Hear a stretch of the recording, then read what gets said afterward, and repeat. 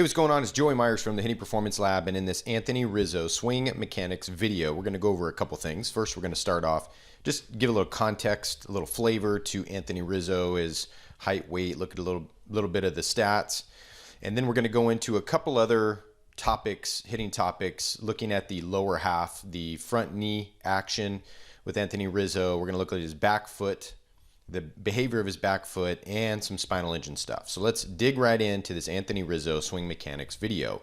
So first of all, in Fangraphs, you can see here that he is 6'3", 240 pounds. So he's definitely a bigger hitter in the league. Again, when you get the bigger hitters doing what the smaller hitters are doing, our small sluggers, things happen pretty cool, pretty much more than the smaller guys. So let's look at the 2019 stats this year. In 146 games, he had 512 plate appearances.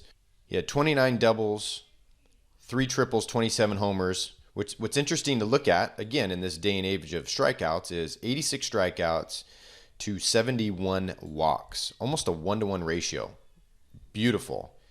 And you can't see it over here, but he's hit 293. Let's look at some of his batted ball percentages. So 2019, you have the line drive ratio is at 25.3%, which is about the same as it was last year, but you can see these numbers before that was lower. So his line drive percentage has gone up significantly, almost 5% since 2016 and 17.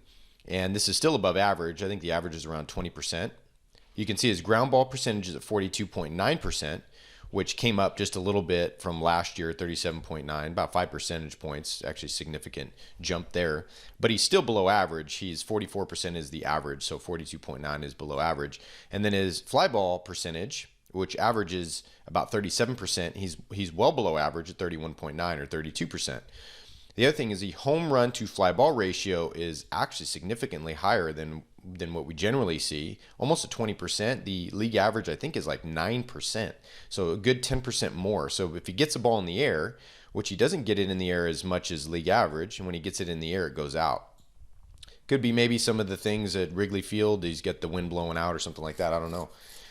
For that, it's only for home games. That doesn't account for when he's away. So anyway, pretty good stats there that line up, especially that strikeout to walk ratio at 1-to-1. Now let's take a look at his mechanics in this swing analysis video. So first swing up, this is this year, 2019, I think early September maybe, or late August.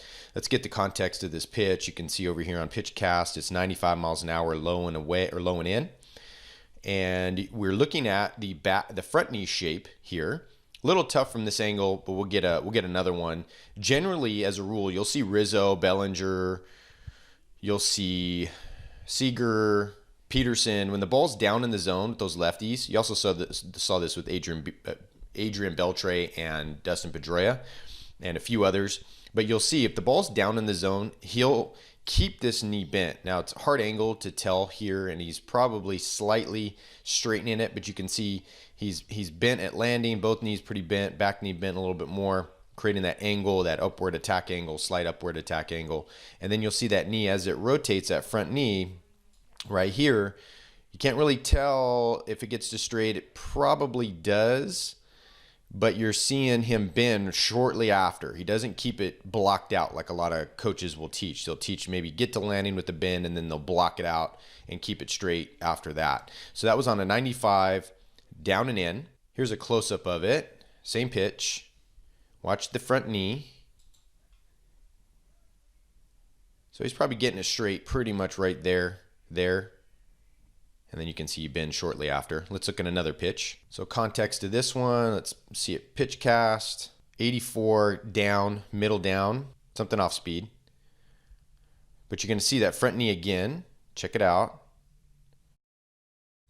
A little bit more bend in this one than the other one, it looks like.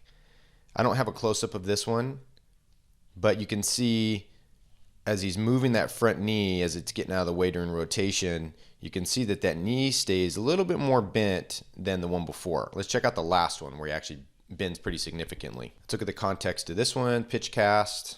So you got, looks like 83 down and away, or down, middle down. And you're going to see big time on this one. Maybe he's fooled a little bit. Maybe he's a little bit more out in front. But you're going to see that bend in that front knee. And I do have a close-up of this one. But you can see from this angle and from this view, pretty good about buying time with that front knee, creating the cushion or double cushion like Jamie Savalas in positional hitting talked about. It's creating that cushion. And here's our close-up of the same swing.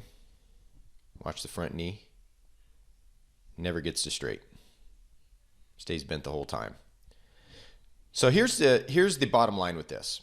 A lot of coaches out there, they will swear that power comes from the legs. And they'll say, you're not using your legs enough, and which I don't know what really that means. But they're saying you're not using the legs enough, you're not getting enough power. Power is about 20 to 30% from the waist down. And most of that is in the pelvis. 70 to 80% of power comes from the spinal engine. So that is the shoulder, spine, and pelvis combined. So that 20 to 30% below the waist is mostly coming from the pelvis. The legs, the knees, knee bend or not knee bend, is more for buying time. Also, you can see here with Rizzo and quite few handfuls of some other players, they will bend this knee when the pitch is down in the zone. So they will adjust a pitch height with that front knee. Now, I don't teach this per se, but I give my hitters the okay that they can do this if they need to, if they feel like they need to bend the knee to get there. The advantage to this is, look at a Mike Trout who doesn't do this at all. I mean, don't matter how low the pitch is, he's blocking out that front knee. It's going straight. But what he has to do is this shoulder angle has to be more steep with Mike Trout. When we bend that knee a little bit, what happens is we don't have to be as steep with the shoulders, and it allows us to match the plane of the pitch better. So you're going to have more strikeouts with the Mike Trout type approach than you are by bending that front knee on lower pitches, because you're able to flatten out your barrel in line with the pitch plane, not with the ground, in line with the pitch plane. So it allows us to stay on that plane longer than, say, an uppercutter that is dropping the barrel, blocking the front knee out, and is swinging up to the incoming pitch. So it's intersecting the plane of the pitch instead of paralleling the plane of the pitch. Let's take a look at the back foot sideways. All right, here's that first one, that 95 in, down and in. Now what's interesting is you're going to look at this back heel. Back heel, or more big toe, the hitter's on the inside of the big toe. This back heel stays behind the hitter. Now this is, some coaches out there will say, no, this doesn't happen on inside pitches. Well, this is 95 down and in, and he's doing it. He's keeping that back heel behind him or staying on that big toe. You're not seeing him rotate that heel all the way over to what some coaches quote, clear the hips. The pelvis has to stop rotation at some point because we're working within a 90-degree framework where it's not like Russian baseball where it's almost 360 degrees, or cricket where you could foul a ball off and it's still in fair territory. We have 90 degrees of fair territory. We have to work within those. And if you look at a bowler as well, they're dealing with 2 feet or so of lane. I don't know exactly what the number is, but they put a spin on it as well. And they can't have it jumping over lanes when they're trying to roll the ball down the lane. So what you'll see them do is what is called a scissor. They'll scissor their legs. All of them do it. All bowlers do it. I've never seen a bowler that doesn't scissor. And the reason for that is it anchors the hips down by moving that back foot behind them. Just try it for yourself. Try scissoring yourself and try and move your hips and keep opening them like a lot of coaches will teach to clear the hips. And you can't do it. So it's the same kind of thing, except you don't have to scissor to do this. You just keep this back heel. Great thing for this is the Velo Pro. You hook it up belt-wise. You got the hook on the back hip down to the ankle, and it's really good at helping hitters to feel this movement and get their pelvis on more of a directional force behavior instead of over-rotating, which we see. I don't see a ton of hitters do it. Maybe about 20 to 30% of the hitters that I first start seeing over-rotate. So it's not a lot of them, but they are out there, and this can help a lot of them. So you can see on this one, and we'll see a close-up here in a second. Here's a close-up of the same one. Back heel. Boom. Stops rotating. Pelvis, back foot, heel, stops rotating. Even pushes backwards almost. You can see there. We'll look at the other swing. Okay, remember that last one was 95 down and in. Now this one was, I think, 86 middle down. You can see even more so here, buying some time, keeping that back foot sideways. There, same thing. Next one, similar pitch speed and location. Remember, middle in, supposed to be, it looked like it was supposed to be away. And you can see pitcher's glove gets in the way a little bit, but we're going to get a close-up of this one. You can see his back heel stays behind him. Here's a close-up. You even see it looked like he almost was going to keep rotating, like a lot of hitters would, with that back heel. But then he kind of pushes it backwards and stays on the big toe back here. Because what you'll see the best hitters do is what we call shifting foot pressure. So you'll see at this point here, his foot pressure will be on the outside of the back foot and inside of the front foot.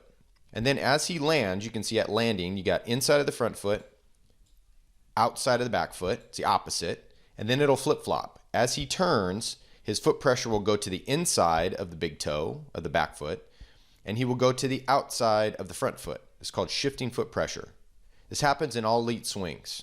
So there you go. Back foot sideways helps to anchor the back foot, which helps to anchor the knee, anchor the back hip down so the pelvis doesn't over-rotate, allows us to work within the 90-degree framework of the field, the fair territory, and allows us to optimize our directional force.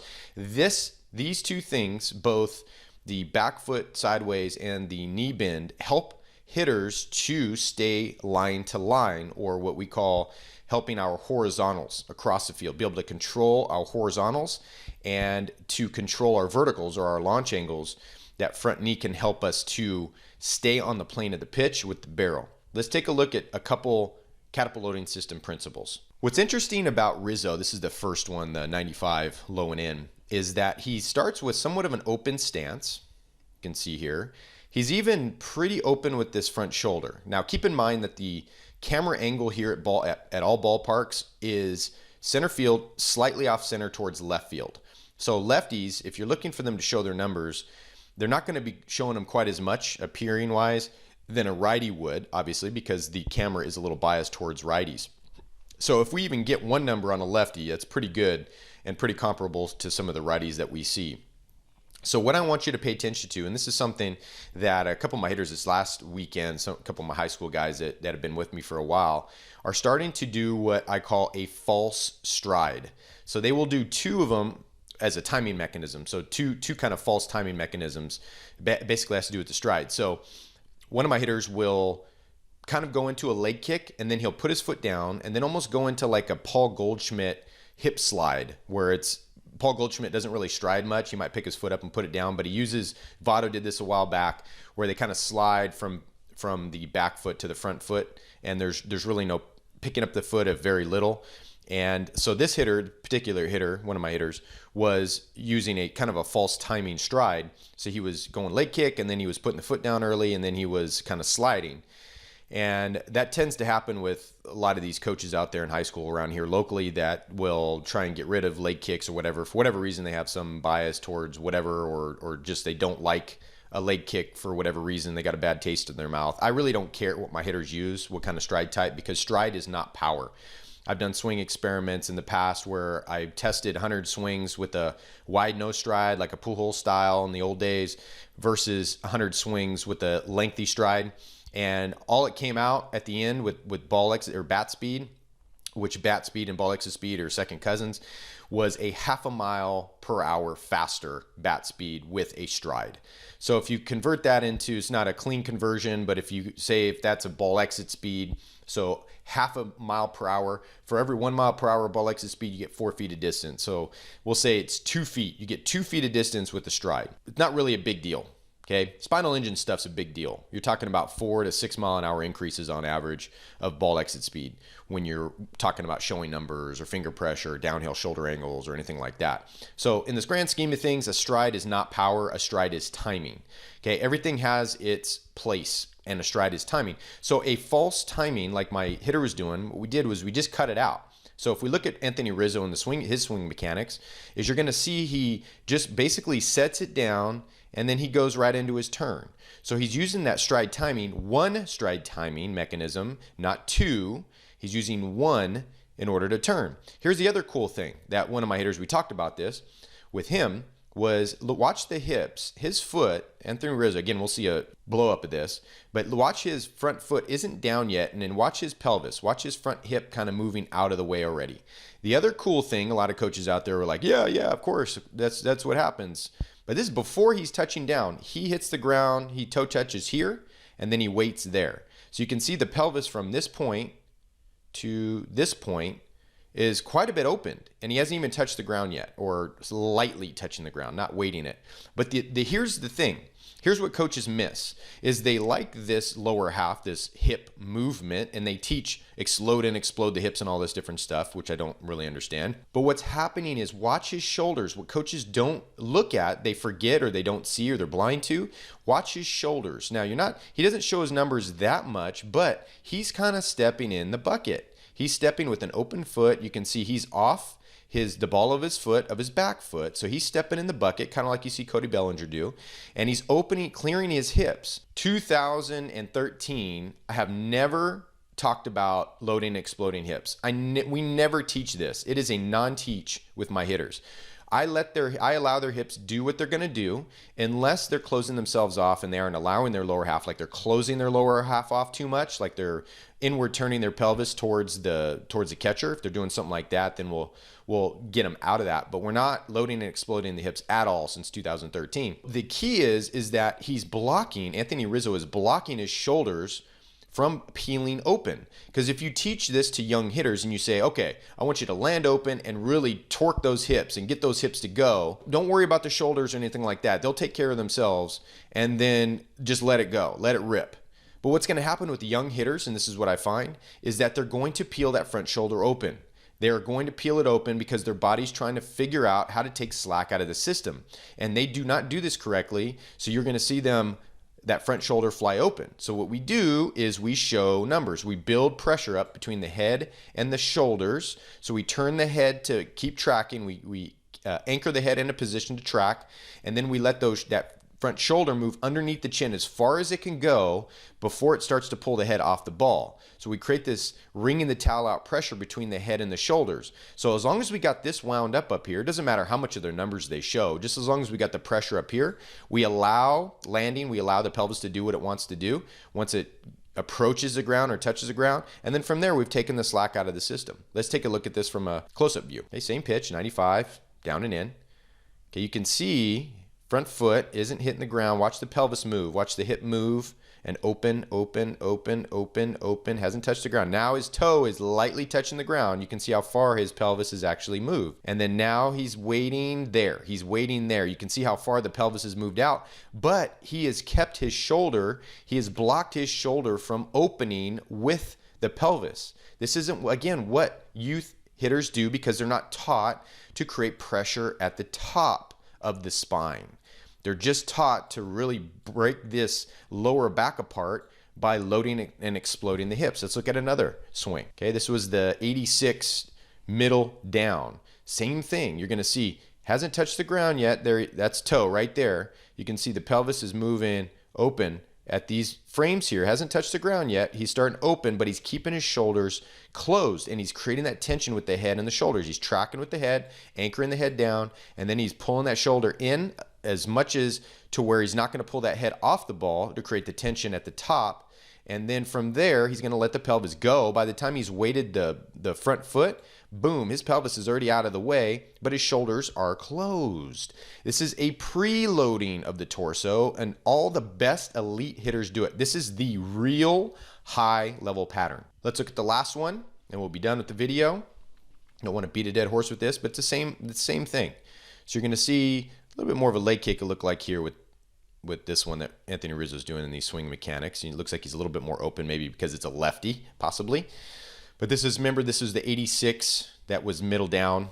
Again, this is when he went down and bent that front knee to go down and get it. But you can see same stuff is happening. He's stepping in the bucket, maybe even more so on this one, possibly because it's a lefty. But you can see where his foot is over here, the ball of his foot, of his back foot. And then you're seeing him really, the toes over here now. I mean, he's almost in line with his back heel when he lands. But as he lands, that pelvis is already opening. But again, what coaches don't realize or are blind to, they're not seeing what he's doing with his shoulders. He's creating that tension up top, and he's taking slack out of the system so that when he's ready to pull the trigger, boom, he can just unwind that spine, and that's where the magic's at. I hope you like this Anthony Rizzo swing mechanics video. Make sure that you're swinging smarter by moving better. And before I let you go, the Hitting Performance Lab wants to know, did you know repeatable hitting power does not start in the hips? Have you heard the expressions, load and explode the hips? Power comes from the hips. Well, we created a free video revealing the results of a scientific study that will show you how we added 48 feet of batted ball distance instantly. And it's not all about the hips. Click here now to get the video while it's still free.